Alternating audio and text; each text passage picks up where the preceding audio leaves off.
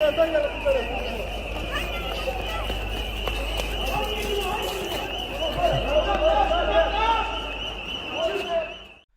अभी आप लोगों ने तुर्की और सीरिया में आए महाविनाशक भूकंप की दर्दनाक तस्वीरें देखी थी और यहाँ पर मरने वालों का आंकड़ा अभी 17,000 से ज़्यादा हो चुका है और यूएन का मानना है कि ये संख्या 2 या 3 गुना या 4 गुना भी बढ़ सकती है। तो आज हम लोग जानेंगे बेसिकली ये आया क्यों, इसके पीछे क्या बेसिक कंसेप्ट है, क्या मैकेनिज्म है और हम लोग जो है डिटेल में मैप के माध्यम से इसको देख।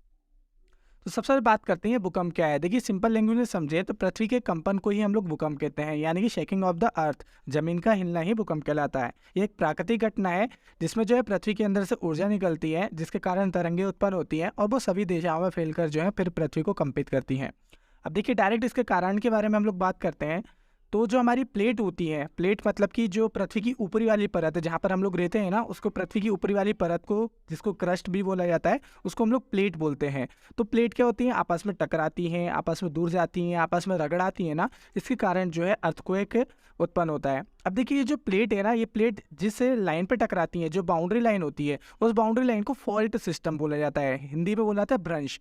तो जनरली जो है हमको बड़े बड़े जो अर्थक्वेक देखने को मिलते हैं ये फॉल्ट वाली लाइन में ही देखने को मिलते हैं, जिसमें जो है आपस में रगड़ खाती है। तो देखिए, इसमें आप लोग देख सकते हैं कि ये इमेज में आप लोग देख पा रहे होंगे डायग्राम में। तो इसमें क्या हो रहा है, ये जो फॉल्ट है ये कई प्रकार के होते हैं, अभी हम लोग को डीप में नहीं जाना है, इसको हम लोग सेपरेट कभी अलग कंसेप्ट वाली वीडियो में पढ़ेंगे। यहाँ पर आप देखिए कि जो जमीन है ना, वो जमीन आपस में ऊपर जा रही है, नीचे जा रही है, एक दूसरे को धक्का लगा रही है, रगड़ खा रही है। इसके कारण ना कंपन होता है, जिसके कारण हम लोग को जो है अर्थ पर या ऊपर जमीन पर शेकिंग हरता हुआ दिखता है या कंपन महसूस होता है। इसी को ही हम लोग भूकंप कहते हैं। अब चलिए, अब ये तो हम लोगों ने देख लिया कि पृथ्वी की जो प्लेट हैं इनके आपस में टकराने से या मूवमेंट से हमको कम भूकंप देखने को मिलता है। बट ये जो प्लेट है ये मूवमेंट करती ही क्यों है, देखिए उसके पीछे मैकेनिज्म ये है, आप इस डायग्राम में समझ सकते हैं। ये आप लोग जो है ना पृथ्वी के अंदर चले गए हैं। अब पृथ्वी के अंदर क्या क्या चीज़ होती है, पृथ्वी के अंदर आप लोग को मालूम है कोर होता है, मेंटल होता है, क्रस्ट होता है। ये हम लोग ने पृथ्वी की आंतरिक संरचना में देखा हुआ है। तो देखिए, जो कोर होता है और जो मेंटल होता है, मेंटल जो होता है वो हमारा लिक्विड फॉर्म में होता है। तो क्या होता है, अंदर ना संवहनी धाराएं चलती हैं। धाराएं जैसे कि समुद्र में लहर चलती है ना, वैसे ही अंदर भी एक लहर चलती है। उस लहर के कारण ही ये जो प्लेटें आपस में धक्का खाती हैं, एक दूसरे से धक्का खाती हैं, रगड़ खाती हैं। ओके, तो इसी के कारण जो है प्लेट का मूवमेंट देखने को मिलता है और हमें अर्थक्वेक जैसी कंडीशन देखने को मिलती है। ये संबंधित तरंगे आप ध्यान रखना। अब आप लोगों ने प्लेट की बातें कर रहे हैं, तो हमारे अर्थ में आपको काफ़ी सारी जो है मेजर प्लेट और माइनर प्लेट देखने को मिलेगी, बड़ी और छोटी प्लेटें देखने को मिलेगी। तो ये जो है आपको ये प्लेट देखने को मिल रही हैं, ठीक है, जिसमें अरब प्लेट, अफ्रीकन प्लेट, भारतीय प्लेट, यूरेशियन प्लेट, ये जो है इतनी सारी आपकी हमारे विश्व में प्लेटें हैं। अब देखिए, मैं जो कंसेप्ट बताने वाला हूँ अब देखिए, अब मैं जो बताने वाला हूँ ये इंपॉर्टेंट है, यहाँ से एग्जाम में क्वेश्चन पूछा जाता है। अब देखिए, जहाँ पर जिस बिंदु पर भूकंप जनरेट होता है या भूकंप पैदा होता है या भूकंप का ओरिजिन होता है, वो होता है जमीन के अंदर और उस बिंदु को बोलते हैं फोकस बिंदु। ध्यान रखना, उस बिंदु को बोलते हैं फोकस बिंदु। देन यहाँ से भूकंप जनरेट होकर वाइब्रेशन क्रिएट करता है। तो ये जो भूकंप तरंगे हैं ये सबसे पहले सबसे ज़्यादा जिस स्थान पर पहुंचती हैं उसको बोला जाता है एपिसेंटर। एपिसेंटर वह एरिया होता है जहां पर जो है घर मर हिलने लगते हैं, या ज़मीन का वो हिस्सा होता है जहां पर सबसे ज़्यादा भूकंप तरंगे महसूस होती हैं। मतलब कि समझ लो, एपिसेंटर में मैं आपको खड़ा कर दूं तो जो भूकंप की तरंगे हैं वो सबसे पहले आपको ही महसूस होंगी, समझ रहे हो। तो इसको एपिसेंटर कहा जाता है और वहीं पर हम लोग को सबसे ज़्यादा डिजास्टर देखने को मिलता है। सबसे ज़्यादा तबाही जो है ना वो एपिसेंटर के आसपास ही आपको देखने को मिलती है। तो समझे, एपिसेंटर और फोकस बिंदु दोनों में अलग है। फोकस बिंदु जमीन के नीचे होता है, एपिसेंटर जहाँ पर डिजास्टर हो रहा है वो अलग बिंदु हो सकता है, ठीक है। तो ये आप लोग ध्यान रखना।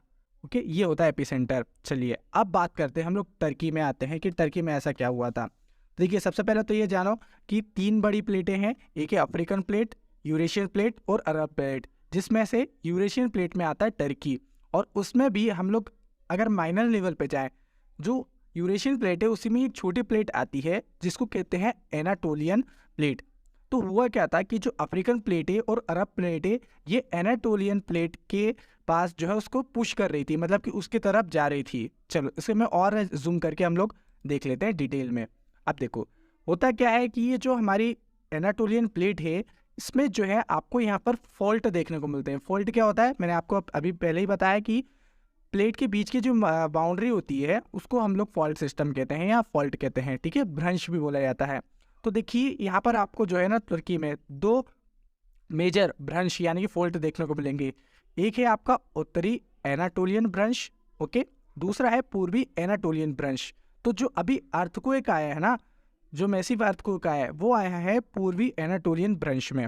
आप देखिए ये तो हम लोग को मालूम चल गया कि इस फॉल्ट पर आया है। यहाँ पर आपको एक जगह देखने को मिलेगी नुरदागी, जो कि इसका एपिसेंटर था। और एपिसेंटर क्या होता है अभी मैंने बताया था ना आपको, जो कि इसका एपिसेंटर था। यहाँ पर आपको जो है मैसिव डिजास्टर देखने को मिला था। जो बड़ी बड़ी बिल्डिंग है आप पूरे देख रहे हो ना कि लाइन से लाइन्स जितनी भी बिल्डिंगें थी वो सब गिर गई थी, वो इसी एरिया में गिरी थी, वो था नुरदागी। तो यहाँ पर आपको मेन एपिसेंटर देखने को मिलता है। तो इसमें Arabian plate, African plate push कर रही थी यूरेशियन प्लेट की तरफ। और यहाँ पर जो ये जो फॉल्ट है ना, ये फॉल्ट के कारण भूकंप आना आम बात है, ये आते रहते हैं, ठीक है। तो ये जो है फॉल्ट में जहाँ पर भी फॉल्ट होगा वहाँ पर आपको ये देखने को मिलेंगे। तो आई होप गाइस आपको अच्छे से समझ में आ गया होगा कि आखिर भूकंप आने के पीछे का कारण क्या था और इसका मेन एपिसेंटर क्या था। वीडियो अगर आपको इन्फॉर्मेटिव लगा हो तो दोस्तों के साथ शेयर करने का आइडिया बुरा नहीं है। और चैनल पर नए हो तो चैनल को सब्सक्राइब करके बेल आइकन प्रेस करना मत भूलिएगा। मिलते हैं नेक्स्ट वीडियो में, तब तक के लिए खुश रहिए, मुस्कुराते रहिए। जय हिंद, जय भारत।